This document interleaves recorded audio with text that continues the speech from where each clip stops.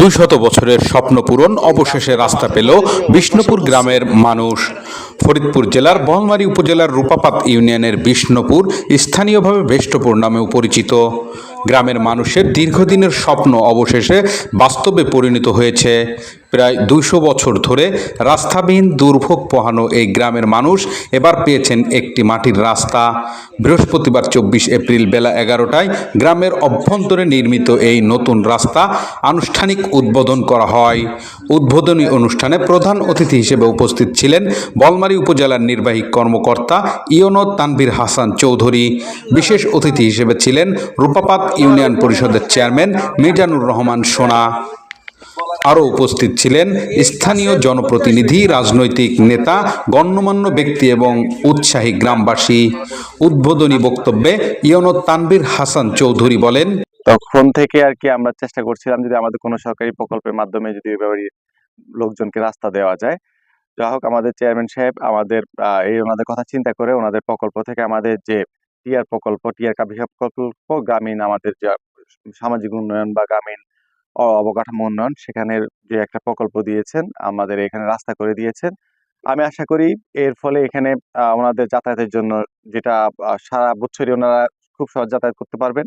আপনারা দেখতে পাচ্ছেন প্রায় একটা রাস্তা হয়ে গেছে নতুন। এই জন্য আমি এখানে যারা চেষ্টা করেছেন সংশ্লিষ্ট সকলকে ধন্যবাদ, আর আপনারা নিউজ দিয়ে যারা সহায়তা করেছেন তাদেরকে অসংখ্য ধন্যবাদ। আমাদের এরকম কর্মকাণ্ড যেখানে আসলে আমাদের এই সরকারের টিআর কাবিখা প্রকল্পটা হচ্ছে মূলত যেগুলোতে আমাদের অনগ্রসর জায়গা বা যেখানে আমাদের কাজ করার জায়গা আছে, নর্মাল স্বাভাবিকভাবে কাজ হয় না, সেসব জায়গায় আমরা টাকা দিয়ে থাকি, চেষ্টা করে থাকি উন্নয়ন করার জন্য। আমাদের এই প্রচেষ্টা অব্যাহত থাকবে। চেয়ারম্যান মিজানুর রহমান সোনা বলেন, বিগত 200 বছরের আগে থেকে এই জায়গা বাড়ি, একটি বাড়ি নিয়ে একটি গ্রাম। তো এই গ্রামে মাত্র 17 জন লোক বসবাস করে আর কি। তো এদের কয়েকটা বাচ্চা আছে, পচা মাদ্রা, এই যে পাশে একটা গ্রাম আছে, ওই জায়গায় স্কুলে যায়, এই আষাঢ় মাস আসতে পারে, এরা বর্ষায় ঘিরে থাকে, হাঁটাচলা খুব সমস্যা হয়। তো বিদ্যুৎও ছিল না, কোনো কিছু ছিল না। তো গতবার এটা বিদ্যুৎ আসছে আগের বছর।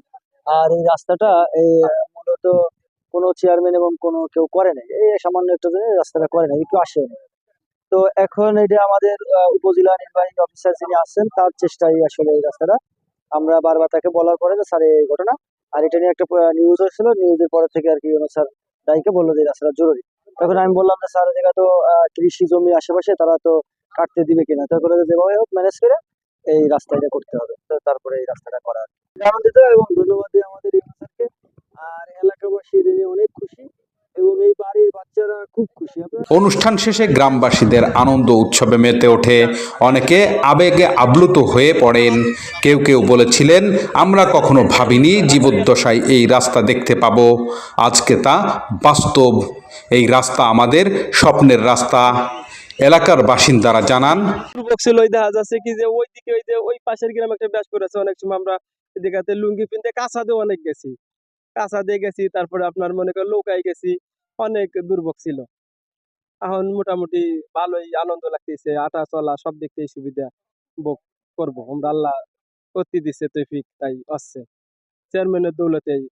পাশের গ্রামের বাড়ি মিজানুর রহমান সোনা মিয়া আমাদের ভাই হয়, সে হয় না ভাই তোমাদের করে দেবো, রাস্তাও সে করে দিচ্ছে। আশা দিয়ে কত বসতি আছে গ্রামে, তো অনেক বসতি ছিল, দীর্ঘ 200 বছর ধরে এই গ্রাম। তো আরো 20-25 বছর আগে কিছু চলে গেছে, আর কিছু সংখ্যা রয়ে গেছে। আমাদের বাড়িতে প্রায় 14-15টা শরীক আমরা আছি।